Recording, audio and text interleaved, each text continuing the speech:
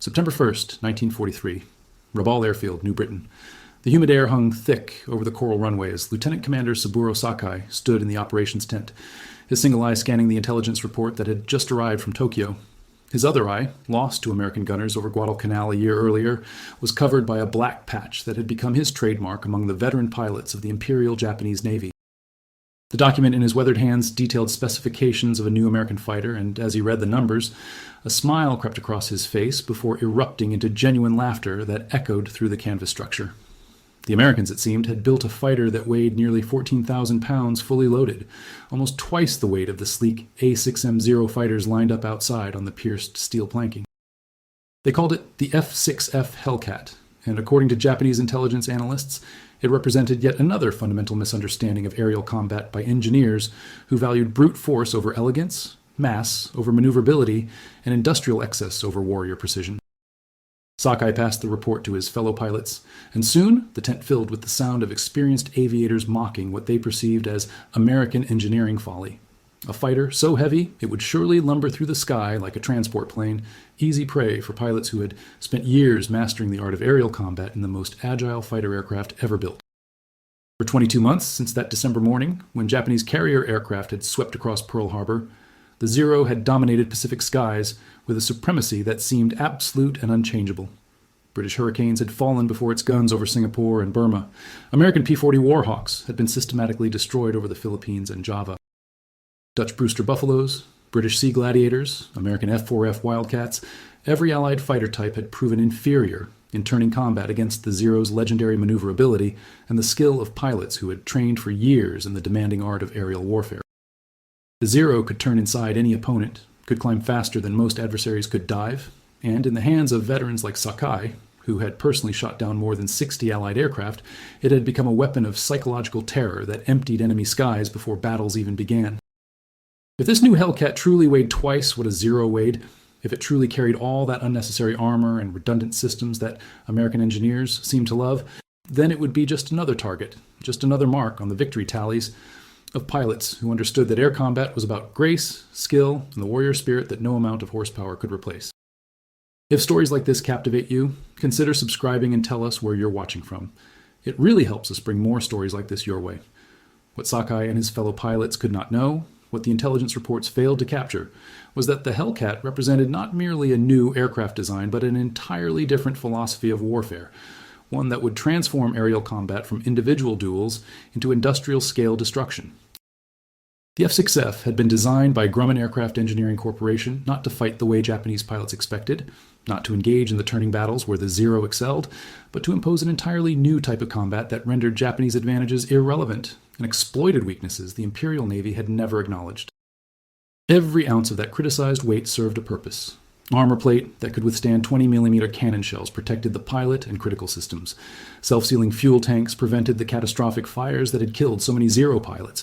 Redundant hydraulic systems kept the aircraft controllable even after battle damage that would down a Zero. And the massive Pratt & Whitney R2800 double Wasp engine, producing 2,000 horsepower compared to the Zero's 1,100, gave the Hellcat performance in the vertical plane that Japanese fighters could not match. The 6 Browning M2 50 caliber machine guns mounted in the wings represented firepower that no Japanese fighter could survive. Each gun capable of firing 750 rounds per minute, creating a combined rate of 4,500 rounds per minute, a storm of half-inch bullets that could saw a Zero in half in seconds.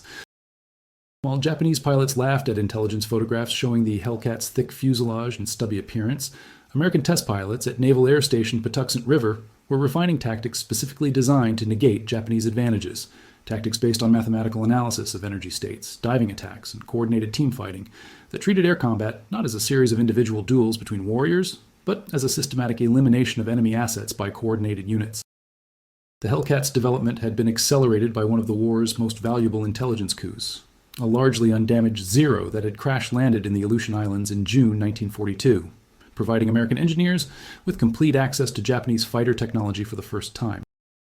Test pilots at Naval Air Station North Island had flown the captured Zero extensively, documenting its extraordinary maneuverability, but also discovering critical weaknesses that intelligence reports had only hinted at.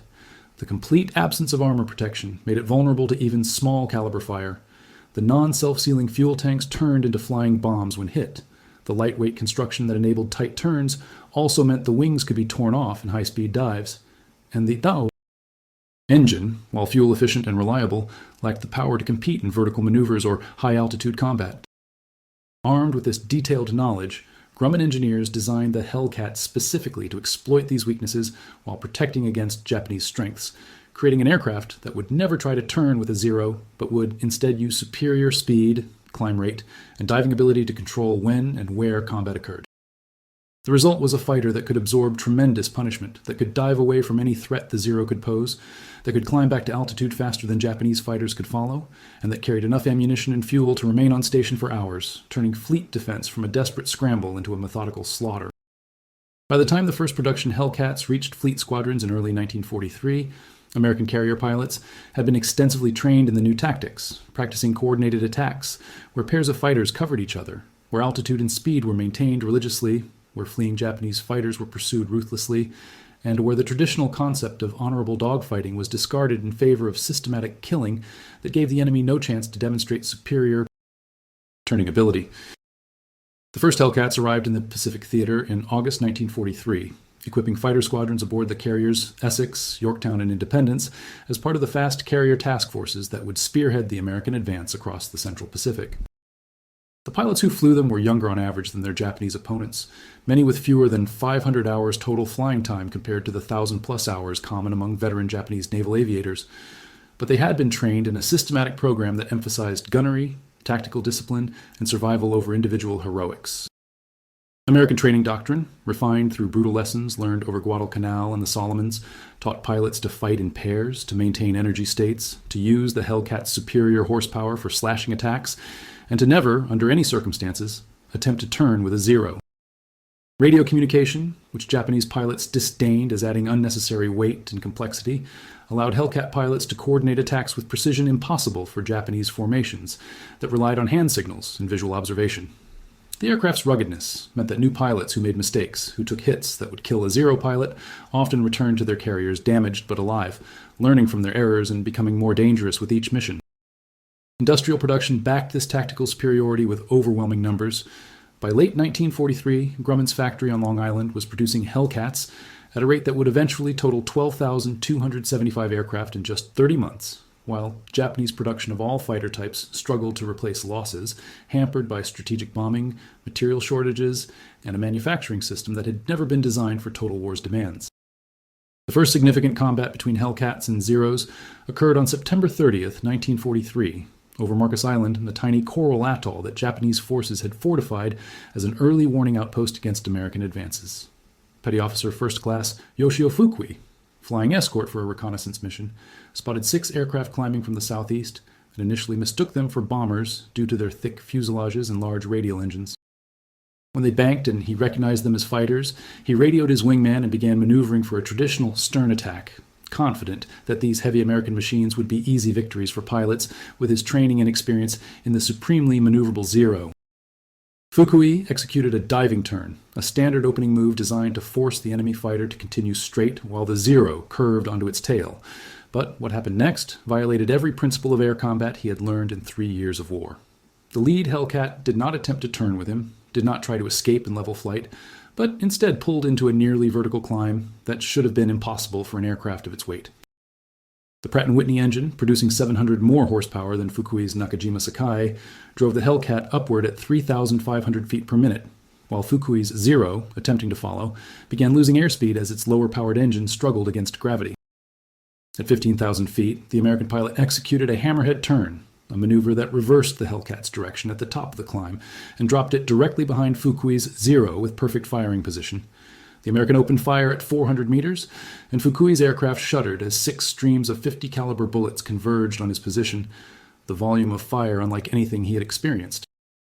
In 3 seconds, his Zero took 17 hits. The left aileron was blown away, the canopy shattered, instrument panel exploded in sparks, and fuel began streaming from punctured tanks that would have ignited if not for his immediate dive into a violent spin that broke the American's aim. Fukui survived only by flying his damaged Zero into the ocean's thermal layer where it was invisible to aircraft above, then limping back to base at wave-top height with an aircraft so damaged it was written off as unsalvageable. His combat report, filed that evening, contained words that no Japanese pilot had written in 2 years of war. Enemy fighter demonstrated superiority in speed, climb rate, and firepower. Standard combat tactics ineffective. Survival required defensive maneuvering only. Within weeks, similar reports flooded into Imperial Navy headquarters from across the Pacific Theater, each one describing the same terrifying pattern of American fighters that refused to fight according to established rules, that used speed and power to dictate combat conditions, and that killed with a ruthlessness that seemed almost mechanical. Japanese tactical analysts, studying these reports aboard the super battleship Yamato, where Admiral Mineichi Koga commanded the combined fleet, recognized that they faced not merely a new aircraft, but a fundamental shift in aerial warfare that their entire pilot training system and tactical doctrine had failed to anticipate. Commander Mitsuo Fuchida, the brilliant aviator who had led the Pearl Harbor attack and now served as air operations officer, spent hours interviewing pilots who had survived encounters with Hellcats, and from their testimonies, he constructed a picture of American tactics that represented everything Japanese warrior culture rejected. Formations that emphasized mutual support over individual glory, attacks that prioritized survival over heroic sacrifice, and combat methods that reduced aerial warfare to mathematics rather than artistry. The Americans, Fuchida reported to Admiral Koga, were fighting not as warriors seeking honorable victory, but as industrial workers methodically eliminating enemy assets. And against such methods, Japanese reliance on superior training and fighting spirit was proving tragically inadequate. The psychological impact on Japanese pilots was profound and demoralizing. Veterans who had dominated Allied fighters for 2 years now found themselves outmatched by younger American pilots flying aircraft that seemed invulnerable to the lightweight weapons that had served so well against Wildcats and P-40s, the Zero's Twin 7. 7mm machine guns and two 20mm cannons, devastating against unarmored Allied fighters, now seemed pathetically inadequate against Hellcats that absorbed hits that would destroy a Zero and continued fighting, that returned to their carriers with dozens of bullet holes and were repaired overnight, while a single burst from .650 caliber guns would tear a Zero's wings off or ignite its unprotected fuel tanks in an explosion that left nothing but falling debris. By December 1943, Japanese naval aviation faced a crisis that senior commanders struggled to acknowledge publicly, even as its effects became undeniable in casualty reports and mission failures. The Imperial Navy had begun the war with approximately 3,500 carrier-qualified pilots, men who had undergone flight training programs lasting up to 700 hours, and combat preparation that emphasized perfection in aerobatics, gunnery, and tactical decision-making. These veterans, the elite who had destroyed Allied air power from Pearl Harbor to the Indian Ocean, were being systematically killed at rates that Japanese training programs could not replace. Pre-war flight schools graduated perhaps 100 fully trained naval aviators per year, while combat losses in the last quarter of 1943 alone exceeded 400 pilots killed or missing. The mathematics were brutal and unarguable. Japanese naval aviation was being consumed faster than it could regenerate, and the Hellcat was the primary instrument of that consumption. American intelligence, reading decrypted Japanese naval communications through the code-breaking operation known as MAGIC, tracked this decline with clinical precision, noting that replacement pilots arriving at forward bases now had as little as 300 hours total flight time, and virtually no combat training, beyond basic formation, flying, and gunnery. These inadequately trained replacements, thrown into combat against American pilots flying superior aircraft and employing tactics refined through continuous combat experience, died with horrifying regularity, their loss records showing average survival times measured in weeks rather than months. Japanese training programs, unable to match American production of new pilots, began cutting curricula. Advanced aerobatics were eliminated, gunnery training reduced, navigation skills abbreviated, and combat tactics simplified to basic attack patterns that veteran American pilots learned to anticipate and counter with ease. The Imperial Navy found itself trapped in a death spiral, where combat losses forced reductions in training standards, which produced poorly prepared pilots who died even faster, which created even greater shortages that forced further training reductions, until by mid-1944, some replacement pilots arrived at operational squadrons with as little as 40 hours total flight time, barely able to land on a carrier, and utterly unprepared for combat against Hellcat pilots who had survived dozens of missions. The technological and tactical superiority of the Hellcat was demonstrated with devastating clarity during Operation Galvanic, the American assault on the Gilbert Islands in November 1943, where carrier-based Hellcats established air supremacy so complete that Japanese aircraft were virtually eliminated from the skies over the invasion fleet. Navy fighter squadrons flying from Essex, Bunker Hill, and Independence shot down more than 100 Japanese aircraft in the first 3 days of the operation, while losing only 7 Hellcats to all causes, including anti-aircraft fire, a kill ratio that demonstrated not individual American superiority but systematic dominance.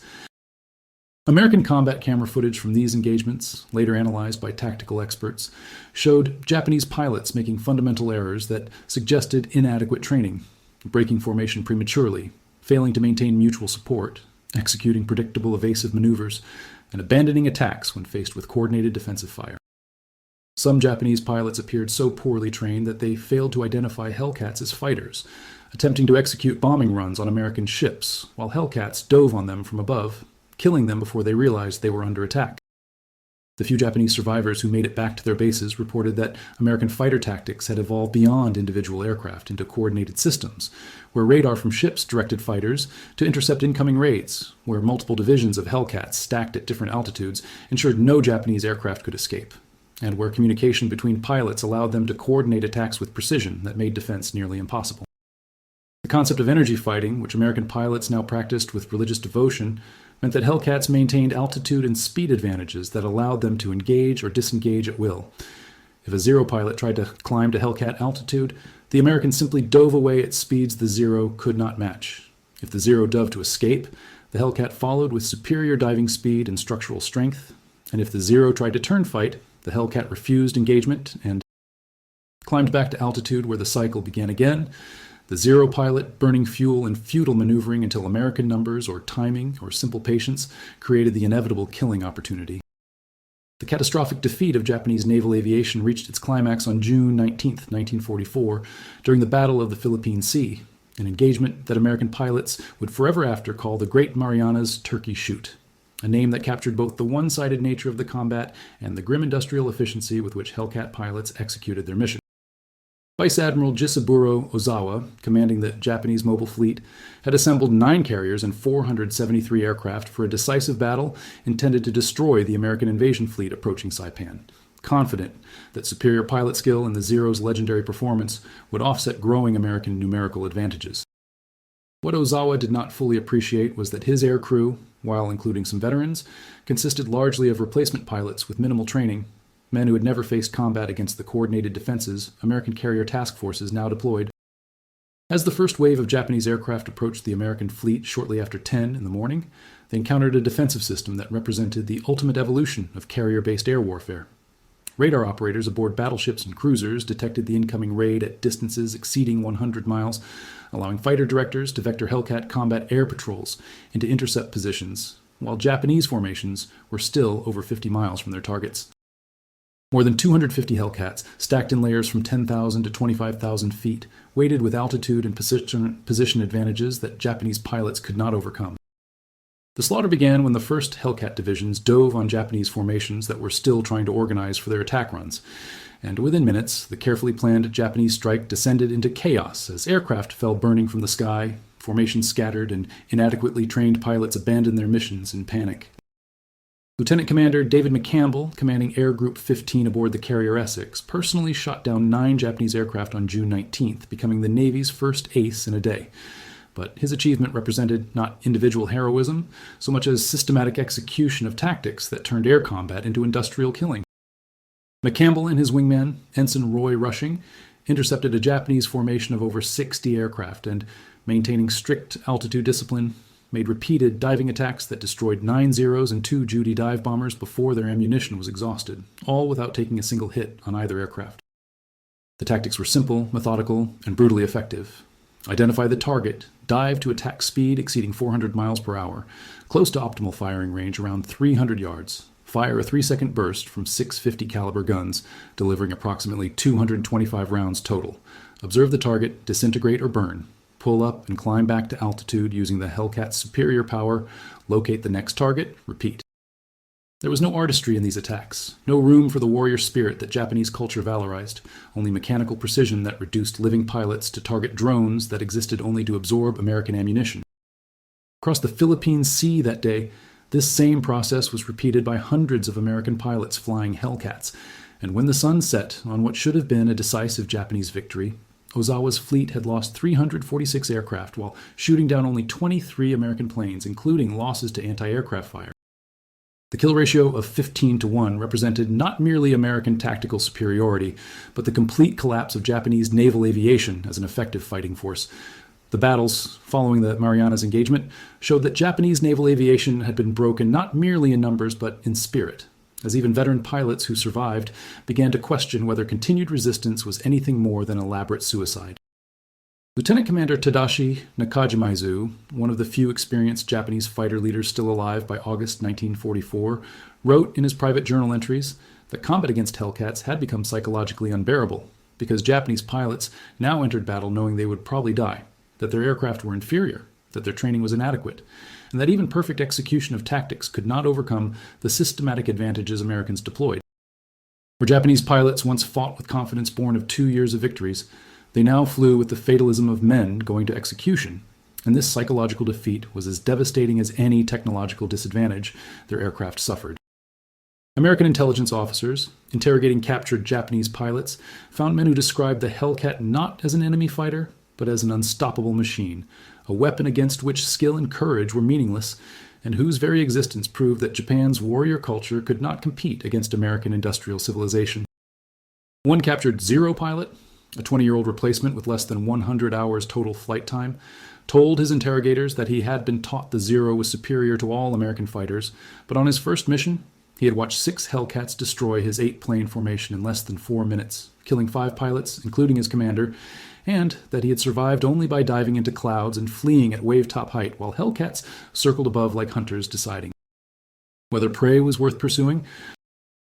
This pilot had flown only 3 combat missions before being shot down by anti-aircraft fire and captured, his brief career exemplifying how Japanese naval aviation had been reduced from an elite force of superb warriors to poorly trained children being fed into an industrial killing machine.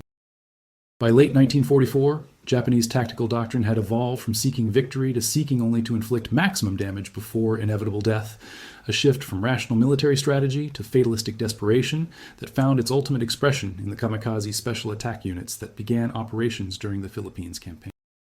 The decision to employ suicide tactics represented an implicit admission that Japanese pilots could no longer defeat American fighters in air-to-air combat, that Hellcats and their pilots had established such complete superiority that conventional attack methods were futile, and that only by transforming aircraft into guided missiles could Japanese aviation hope to damage American naval forces. Even these suicide attacks, however, faced Hellcat defenses that destroyed the majority of kamikazes before they reached their targets. American combat air patrols, guided by radar to intercept positions, shot down dozens of suicide planes, and those that penetrated the fighter screen faced concentrated anti-aircraft fire that destroyed most of the remainder. The mathematics remained brutal. For every 10 kamikaze aircraft that sortied, perhaps one would strike an American ship, meaning that Japan was trading trained pilots and irreplaceable aircraft at a 10-to-1 ratio just to achieve hits that often caused only repairable damage rather than ship sinks. Against this desperate Japanese strategy, Hellcat pilots simply continued their methodical work, shooting down suicide planes with the same industrial efficiency they had shown against conventional attackers, racking up kills that added to totals already unprecedented in aviation history. The final accounting of the Hellcat's dominance reveals statistics that seem almost impossible. 5,223 enemy aircraft destroyed in aerial combat against only 270 Hellcats lost to Japanese fighters, a kill ratio of 19, 43-1 that remains unmatched in military aviation history. These numbers represent not merely aircraft destroyed, but pilots killed, many of them irreplaceable veterans whose loss left Japanese squadrons commanded by inexperienced officers leading inadequately trained replacements in aircraft that were progressively more worn and poorly maintained. Grumman's production of 12,275 Hellcats in 30 months provided overwhelming numerical superiority that allowed American carriers to maintain constant combat air patrols, to replace losses overnight, and to equip new squadrons faster than Japanese air forces could be destroyed. The industrial capacity gap proved as decisive as any technological advantage.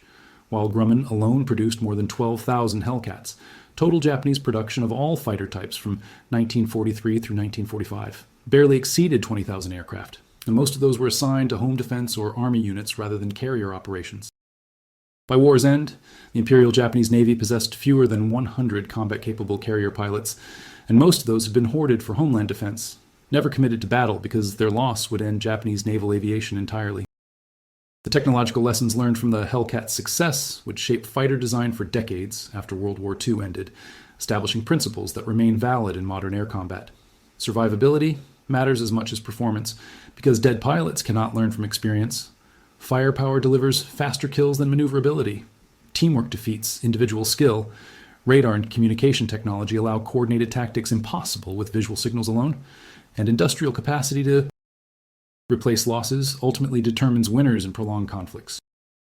Soviet, British, and American jet fighters of the 1950s incorporated these lessons, designing aircraft with armor protection, heavy armament, and radar systems that prioritized killing power over graceful handling. The Korean War would demonstrate that these principles remained valid in jet combat, as American F-86 Sabres used tactics nearly identical to Hellcat doctrine to achieve kill ratios exceeding 10-1 against Soviet-built MiG-15s flown by Chinese and North Korean pilots.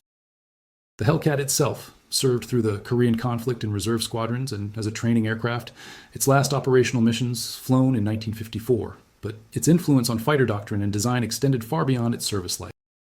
The human cost of the Hellcat's dominance is measured not in American casualties prevented, though thousands of Navy pilots survived the war who would have died flying inferior fighters, but in Japanese pilots killed, young men whose training and equipment proved inadequate against an enemy who approached air warfare as an industrial process rather than a warrior's art. Japanese aviation losses from 1943 through 1945 totaled more than 17,000 pilots killed across all services, and while not all died fighting Hellcats, the majority of naval aviator casualties came in battles where F-6Fs established air superiority that made Japanese operations suicidal. These men died not because they lacked courage or skill, but because their nation's industrial capacity, tactical doctrine, and strategic planning proved unequal to a conflict that demanded resources Japan simply did not possess. The young pilots who graduated from abbreviated training programs in 1944 and 1945, sent into combat with 40 hours flight time against American aviators with hundreds of hours experience flying superior aircraft, never had any chance of survival, and their deaths represented not heroic sacrifice but institutional failure by Japanese leadership that continued a hopeless war long after any possibility of victory had vanished. Lieutenant Commander Saburo Sakai survived the war, one of the very few Japanese naval aviators who fought from Pearl Harbor to the surrender to live through the entire conflict. In interviews conducted decades later, Sakai spoke about the Hellcat with a mixture of respect and bitterness, acknowledging that it represented a type of warfare Japan had never understood and could not defeat. He described the psychological impact of facing an enemy who refused to fight according to established rules, who used technological and numerical advantages without shame, and who approached killing with mechanical efficiency that seemed inhuman to warriors raised in samurai tradition. The Zero, Sakai explained, made individual pilots feel powerful and invincible, while the Hellcat made American pilots feel safe and confident. And in prolonged war, survival always defeats glory. His most devastating assessment came in his final interview before his death in 2000, when asked to compare the two fighters. Every Japanese pilot who survived the war survived because a Hellcat pilot chose to let them live. That is the ultimate defeat, existing at your enemy's discretion. Commander Mitsuo Fuchida, the Pearl Harbor strike leader who observed Japanese naval aviation's decline from headquarters positions, provided perhaps the most intellectually honest assessment when he wrote in his memoirs that Japan lost the air war not when the first Hellcat appeared, but years earlier when Japanese strategic planners decided to fight a prolonged war against an enemy with 10 times Japan's industrial capacity. The Hellcat, Fuchida argued, merely expressed America's industrial superiority in fighter form, and no amount of Japanese warrior spirit could overcome such fundamental material disadvantage. Japanese pilots were not inferior as individuals, but they fought for a nation whose factories could not produce enough aircraft, whose fuel supplies could not support adequate training programs, whose strategic situation prevented realistic tactical doctrine, and whose cultural emphasis on spiritual strength over material preparation proved catastrophic when facing an enemy who understood that modern war was won, in factories and training schools as much as in combat.